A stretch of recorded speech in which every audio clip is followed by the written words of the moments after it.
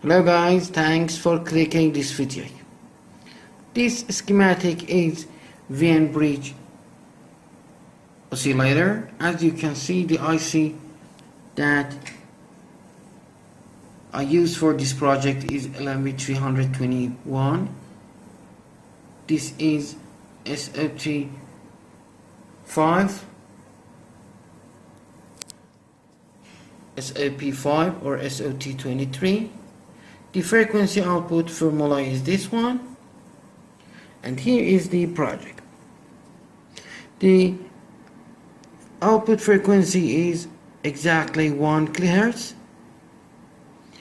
To be sure that the duty cycle and everything is good, I connect one piezo to the project to test it with this on and off key. Very good. You can see the frequency is exactly 1 kHz. The duty cycle is 32%. It is very good. The output frequency is tunable from 1 kHz up to maybe 2.5 or 3 kHz. I will test it now. Yeah, 0.1, 0.2 kHz, starting from